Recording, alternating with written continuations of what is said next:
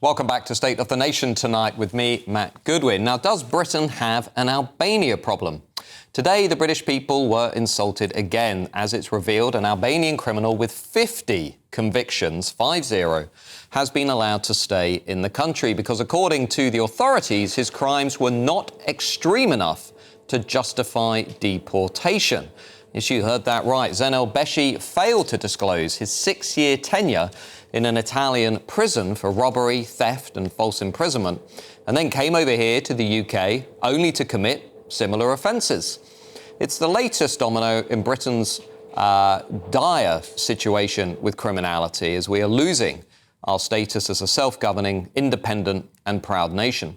It's simply outrageous, I think, that we are letting people into the country who are like this, and even more shameful that we don't even get rid of them when they tear up and trample all over our social contract. It's perhaps worth noting that the judge in this case, Leonie Hurst, was one of the immigration barristers who back in 2023 also fought the Rwanda plan, the deterrent for illegal migration, and prevented us from deporting foreign criminals. It seems she's making a career out of this sort of thing. Well, it's not the first time this week that Albania has been hitting Britain's headlines. Reform UK leader Nigel Farage and the Albanian Prime Minister Edi Rama got into a very public spat on X earlier this week, with Mr Farage demanding that Albania take back its foreign criminals. Mr Farage then said on GBNews, "I tell you what, Mr Rama, did you know that 1 in 50 Albanians in Britain are in prison? So show some goodwill and take them all back tomorrow, because this is hypocrisy." The Albanian Prime Minister quickly hit back, saying that 1 in 50 Albanians are in prison claim, it's not a fact, it's bonkers, he said, a classic from the post-truth Brexit playbook. If it sounds scary, it must be true. Well, as it happens, I have the post-Brexit playbook right here. A Freedom of Information request was recently put in on the rate of arrests of different nationalities in Britain, and guess what? Albanians top the list by quite a margin. Nearly 210 in every 1,000. Compare that to Brits, 12 in every 1,000, Somalis, 64 in every 1,000, Iraqis, 93, and in second place, Afghans, 107 arrests in every 1,000. Albanians are still almost double the rate of arrests as their runners-up. Don't tell Edi Rama. Even Albanian's ambassador to the UK today said, "I too believe the 1 in 50 is nonsensical, not only inaccurate." They, in fact, believe the numbers are much higher than Mr Farage's claim of 53,000. So why don't they take responsibility for their own citizens and bring back their criminals? How can we really call ourselves a serious self-governing nation when we're rolling over and allowing this to happen and forcing the hard-working, law-abiding, tax-paying majority in this country to face the consequences? We have to seriously ask ourselves, are we a judicial, independent, self-governing nation or subordinate to human rights lawyers? It's time to leave the European Convention on Human Rights and stop allowing our country to be governed by these faceless, globalist judges with no concern for the welfare of our own people or indeed our own culture and identity. And it's also time to stop being talked down and walked all over by leaders of nations whose citizens commit very serious crimes and wreak havoc on our country. As ever, let me know your views at gbnews.com/your say. Of course, you can reach us on X at GBNews. I'm just going to turn to my panel now. I'm happy to be joined by former Labour MP Stephen Pound and former Conservative MP John Redwood. Stephen, there is a big problem with Albanians in this country, and they're not. And you look at the Freedom of Information request data that I listed there. Albania's consistently top of the league. Everybody seems to know this except Albania's Prime Minister Edi Rama. Yeah, well, it's absolutely horrendous, I can't argue it. But don't forget, we got no way of knowing whether those figures are accurate, because quite honestly, there's probably more Albanians in this country than we know about, because there are huge numbers of undocumented Well, that's reassuring. In this, well, no, it's flipping terrifying as far as I'm concerned. But look, the thing with Edi Rama and with Albania, if you remember, we actually went over there about 6 months ago trying to actually agree a deal with Albania where we can actually process people. They said, we're in love with Italy. I'm not sure he was talking about Giorgio Meloni, but he was just talking about the relationship between Albania, and we were frozen up. So here's the question. I entirely agree, and I think any sane, sensible, even remotely patriotic person would agree that we need to actually sort out the situation with our own judges in this country. It's our law that's causing the problem. But how do we actually force a country to take people back? If we put them on a plane to Tirana, are they going to be off the plane? How do we do it? We have to work out some system of actually stopping them right at the beginning. John Redwood, Stephen's got a point there. It isn't only the European Convention on Human Rights that's stopping us from doing this. It is our immigration tribunal system more generally. What is the answer to taking back control from these judges, lawyers who seem much more interested in protecting the rights of people who break our laws, like this guy, 50 convictions, for goodness sake, than the hard-working Brits who uphold and respect our laws? Well, you need to make it crystal clear in statute law. It's something that a government and parliament can do, and that has to be a clear instruction to our judges, and it has to suspend or remove the operation of the European human rights law as an override. This was something that I and colleagues put forward as a possible amendment to the previous government, and they thought it went too far at the time. I think it's going to be essential if we want to take control of our borders. But whilst our judges often come to decisions that you and I don't like, they are entitled to do so until such time as Parliament makes it very clear that those kind of judgments are not allowed. And that is what Parliament has failed to do. You've got to have a very clear law, and you've got to suspend the European jurisdiction, and you can do it. And I agree with everything you said in the introduction.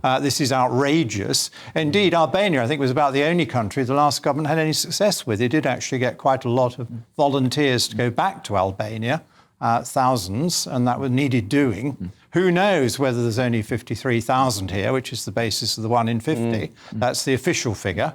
But as Stephen says, we don't count them in, we don't count them out, so we don't actually know. Absolutely. Well, to discuss this a little bit more, I'm joined now by political correspondent at Top Channel TV in Albania, Mohammed Value. I hope I've got that surname pronounced correctly. What's your view of this debate that we're having here in the UK about Albania and the criminality of Albanians here in the UK? Because obviously this has caused quite a ruckus between Reform UK leader Nigel Farage and, of course, your Prime Minister, Edi Rama. Good evening, Matt. Yes, here in Albania, we are following very closely the debate between Mr. Farage and Edi Rama, and thanks God I've managed to do an interview with Nigel today for my television to ask him about all this debate with the Prime Minister Edi Rama. Now, if we are going to talk about the official figures which you are having in the UK, Mr.